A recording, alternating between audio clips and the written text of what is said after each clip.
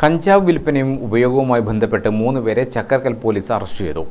കഞ്ചാവ് വിൽപ്പന നടത്തുന്നയാളും വാങ്ങുന്നവരുമാണ് അറസ്റ്റിലായത്.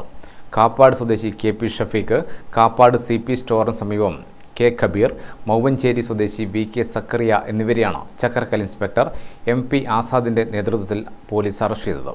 ശനിയാഴ്ച വൈകുന്നേരമാണ് ബൈക്കിൽ കഞ്ചാവ് വിൽപ്പനക്കായി കൊണ്ടുപോകവേ കാപ്പാട് സ്വദേശി KP ഷഫീഖിനെ പോലീസ് പിടികൂടുന്നത്. കുറച്ച് ദിവസങ്ങളായി ഇയാൾ പോലീസ് നിരീക്ഷണത്തിലായിരുന്നു. ബൈക്കിന് പോലീസ് കൈകാണിച്ചെങ്കിലും നിർത്താതെ പോവുകയായിരുന്നു. തുടർന്ന് ഇയാളെ പിന്തുടർന്നാണ് ചെമ്പിലോട് വെച്ച് അറസ്റ്റ് ചെയ്തത്. നേരത്തെ മയക്കുമരുന്ന് കേസുമായി ബന്ധപ്പെട്ട് അറസ്റ്റിലായ ആളാണ് ഷഫീഖ്. ഇയാളിൽ നിന്നും 260 ഗ്രാം കഞ്ചാവ് പോലീസ് പിടിച്ചെടുത്തു.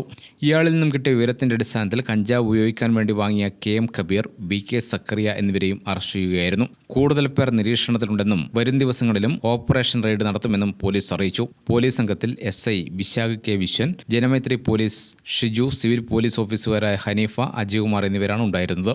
ഗ്രാമിക ന്യൂസ്, ചക്കരക്കൽ.